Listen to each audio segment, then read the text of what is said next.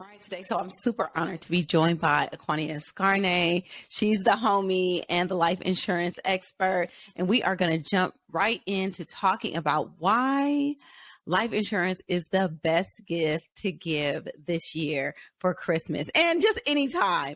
But specifically because we're going into the holiday season, and I know this is something that people put off.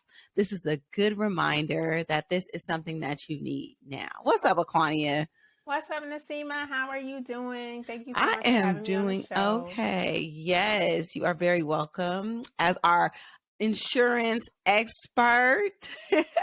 I love having you here to shine light on this very important product or service that people need in their lives that is often put off. So let's just dive right into why life insurance. Why do you think, first of all, people don't have adequate life insurance, or why is it something that people put off?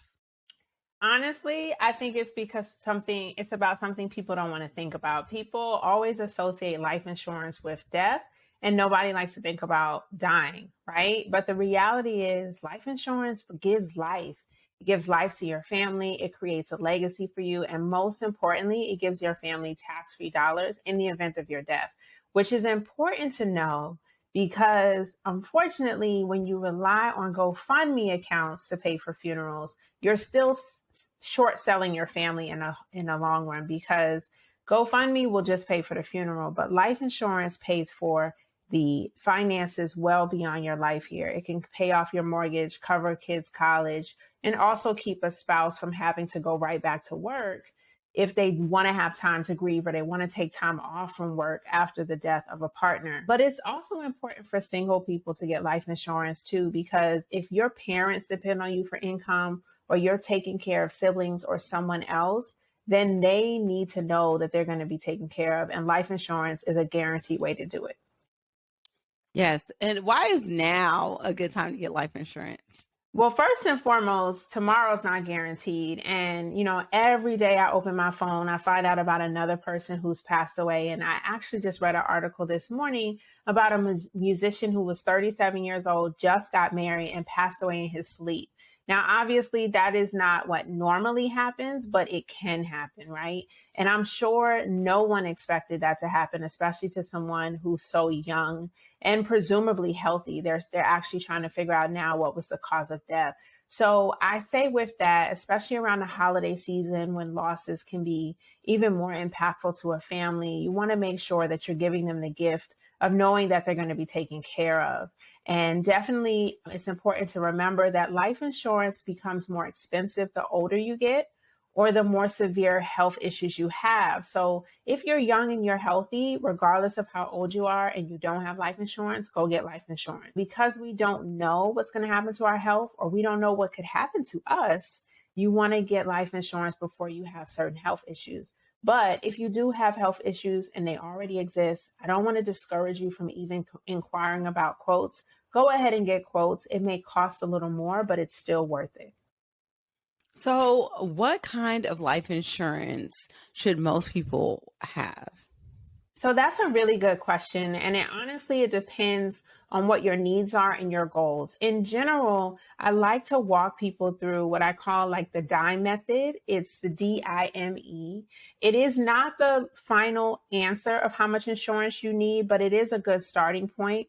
So let me quickly go through that so people can understand what to consider. So D stands for debt, and this is going to be, who do you owe? In the event of your death, most likely they're going to want to get paid. So you want to add up all your debts. Then you want to take I, which stands for income, and you want to multiply your annual income by 5 times or by 10 times. We normally do that because 5 times will get your family through 5 years after your death, and 10 times will get your family through 10 years after your death. Then you want to think about your mortgage. If you own property, how much do you have left on the mortgage? Because the next couple of months after you pass, the mortgage still needs to get paid. And if possible, you could even pay it off. So look at the balance on your mortgage as of today. And presumably the older you get, less and less of your mortgage will be due. So if you die later in life, that just means more money your family gets to keep. So it doesn't matter if that number is going to change, right? And then E stands for education. So that's an estimate of how much you want to contribute to your children or someone else's education, and you want life insurance to be what pays for it. So I traditionally estimate about $50,000 a year. If you want your kids to get a full ride and cover 4 years of school, then you would multiply 50,000 by 4. If you just want to contribute to their education, but you don't want to necessarily pay the full price, then you might want to do 25,000 a year per kid. But you would add up your D, I, M, and E number, and you would see what you get. For some people, that number might be $1 million, for example, and that much coverage is most affordable as a term policy. So a term policy is something that expires and it has a limited amount of time it covers you. But for most people, the normal 20 or 30-year policy will cover you for your working years, which is the really primary parts of your life where your kids or a spouse may be dependent on you. But by the time you're retirement age, God willing, your kids are grown, more independent, or maybe you don't end up marrying someone, so you just only had them to worry about. Then by the time you reach retirement, you may be what we call self-insured and don't really need a policy anymore, right? But you may still choose to keep one if you want to leave a specific amount of money to your kids or to family. The alternative to term life insurance is called permanent life insurance. That's the kind of policy that covers you for the rest of your life. It is significantly more expensive than a term policy, and the reason is because it's guaranteed to be paid out. Insurance companies charge more for taking on the 100% risk that you're going to die. But they do try to give you incentives, which they call cash value or dividends, where they will pay you interest on money in the policy or additional money on the money in the policy. So you kind of earn money on that money. This is a good strategy for someone who maybe you know for a fact you want to have insurance for the rest of your life and you're already older and you don't want an expiration date to come up. So you go ahead and get permanent. But it also could be a good strategy for someone who's extremely young and healthy and wants to lock in a really low price for the rest of their life or for the rest of their working years, depending on how long you want to pay for the policy. But I recommend you talk to a life insurance agent and really look at both and then make an informed decision, because permanent insurance is not for everyone's budget. And term insurance is the most affordable way to cover your family, especially if you need a lot of life insurance. So I've heard the term getting life insurance on someone else. Can you explain what that means? So long story short, that's putting out money or getting the guarantee that if someone else passes away, you're going to get paid, right? But I don't want you to see it in a negative way. It's just basically saying that person's life has value to me. And if they were to pass, I'm going to suffer financial, mental, or physical loss, right? The reason I'm saying those specific terms is because you cannot just go get insurance on random strangers. There's actually a rule that says you have to have insurable interest, which means that person has to, if they were to pass away, cause a physical, mental, or financial loss to you. And that's why the insurance company should give them a policy. And then when they die, they should pay you the check. If you don't have that insurable interest, you should not be allowed to even get a policy on another person. The other thing to remember is they have to know that they have a policy on them. So you also shouldn't get policies or attempt to get policies without the person's knowledge. That's not legal, and you should definitely not do that. But do they have to consent to the policy?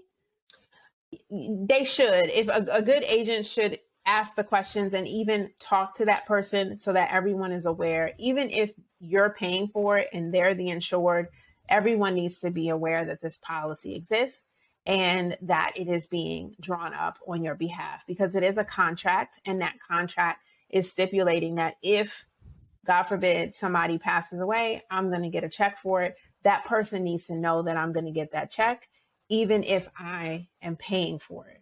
So yes, an insurance agent a lot of times will need 2 signatures on policies like that. One signature will be from the payee and one signature will be from the insured. And so can you do that with both term and permanent life insurance? Absolutely. It depends on the company, but most of them will request the two signatures or the acknowledgement that the two parties are aware of the policy.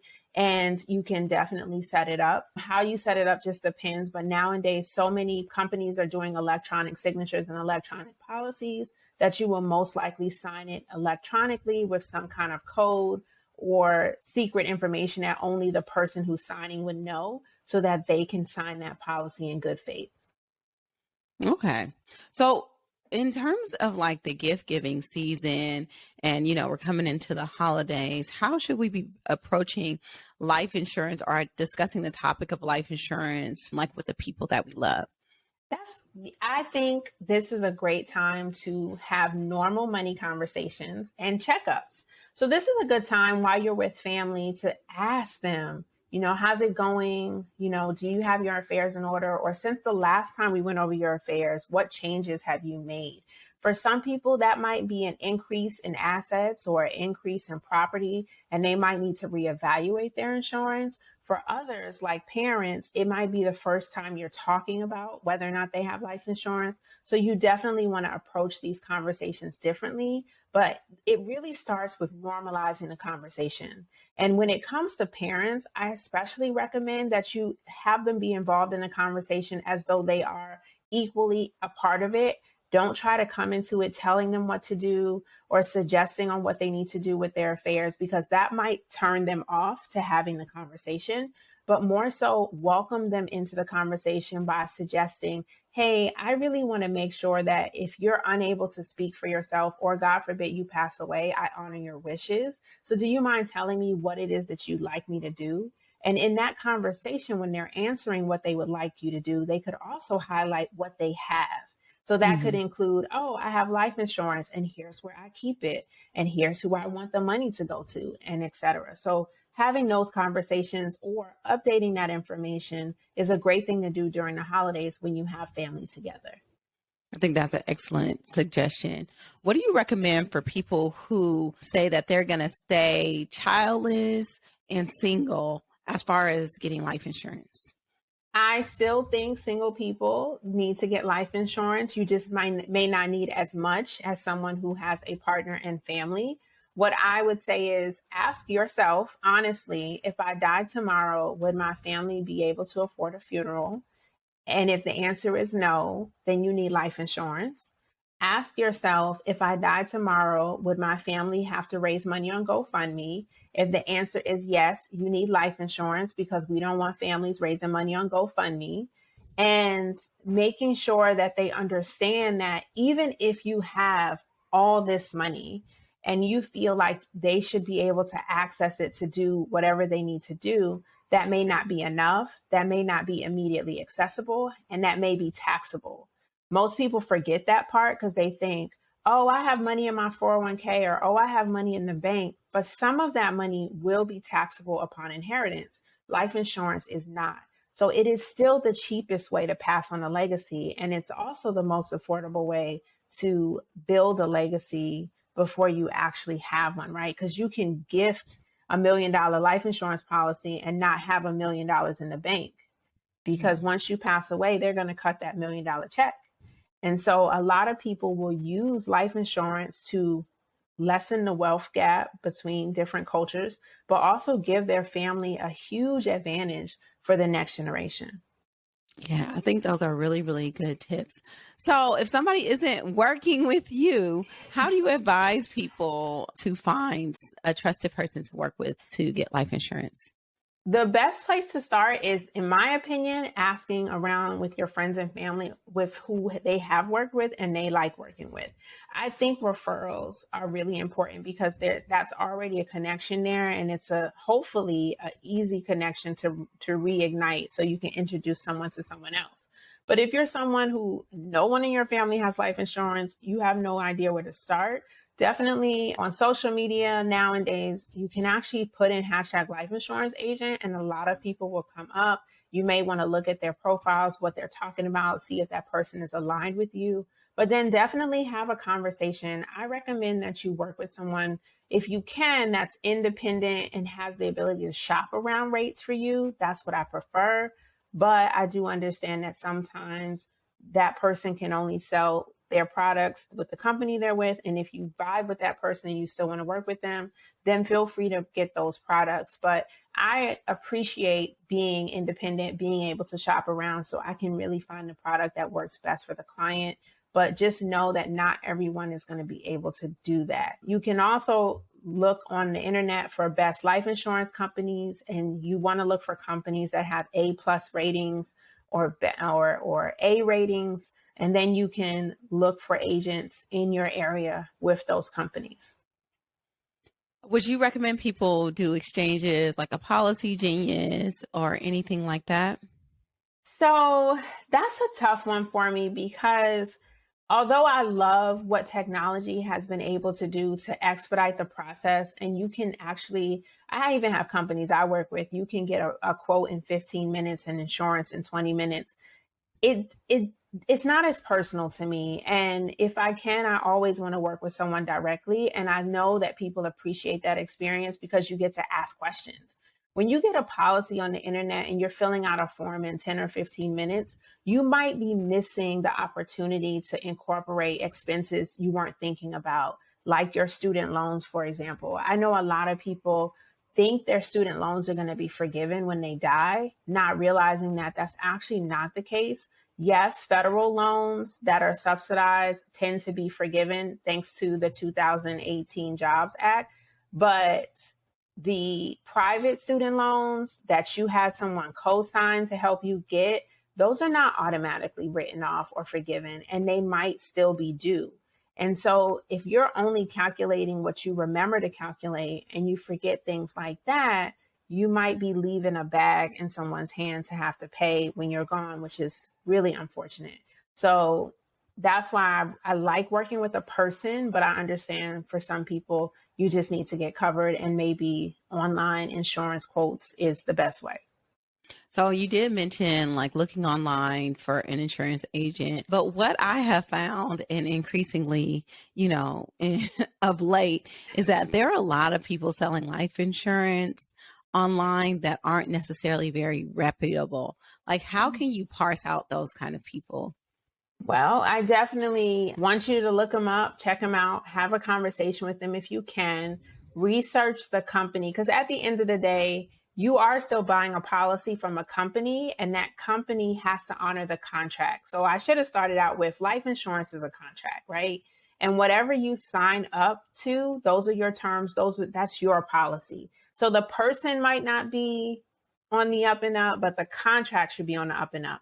So that's why it's still important to do your research on the company to make sure that that's a good company, because you probably will have your relationship with the company much, much longer than the person you meet, depending on their situation, because life insurance agents move. Sometimes they get out of the business, but that policy is still yours.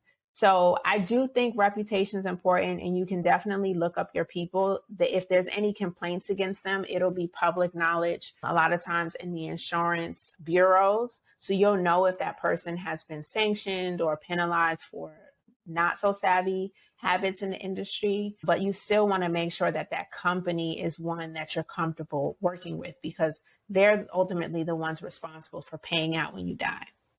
And lastly, like I've had this kind of like real like dread for insurance agents, because I feel like all too often, of course not you, all too often, I feel like, Black and brown people are oversold into policies that don't actually fit what they need. How can you tell like that that's something that's going on? Because I know it innately, but how does somebody else that just is like just trying to get covered, how do they know? Mm-hmm. Well, that is a good reason to shop around. If the person that you're working with can't shop rates, you can always get more than one quote. You're not obligated to only work with one person, and you're also not obligated to only have one policy. If you get a policy at 20 something with someone, say online, and then 10 years later, you need more insurance, you're always welcome to apply for another policy. So I do, and I'm not selfish. I know that I'm not the best person for everybody. Maybe we don't vibe, or you're not comfortable working with me for whatever reason. I always offer you that option to shop rates with someone else and take what you found with me and compare it to someone else And if you decide not to do business with me, like, no hard feelings. I would love for you to work with me, but I understand when some people don't. And I think you should also talk to the person and see if they have that same transparency. Because truth be told, if I shop around and I still can't beat the quote that you got from another company, and I know that they're a good company, I'm going to tell you that. I'm going to be straight honest with you and say, that is a reputable company. I can't beat those rates, because sometimes when you are a captive agent who works for the company, sometimes you may get better rates than someone like me who's independent. I can't manipulate my rates. That person can't manipulate theirs. Those are just the rates that we got, right? At the end of the day, $100,000 is $100,000 when it's written to your family. So I don't think you should pay more to get the same amount of money when you die, right? So go with the cheaper policy, as long as it's a reputable company that's known for paying their claims. Love it. I love it. And Kwani is going to be back with us because she is one of the experts on the Financially Intentional podcast. But if someone wants to work with you, Kwani, how can they get in touch with you? Absolutely. Contact me via my website, thepurposeofmoney.com. I have a connect with me button, and you can sign up for a free consultation, and I'd be happy to talk to you about your life insurance needs. You also can follow me on Instagram at The Purpose of Money, where I'm sharing wealth building tips and strategies and facts about life insurance. Aquania, always so good to have you because you're a wealth of knowledge, just so well versed in this industry. So you're always my trusted person to go to. So I appreciate you so much and look forward to having you on again. Thanks for having me. Can't wait to see you soon. All right.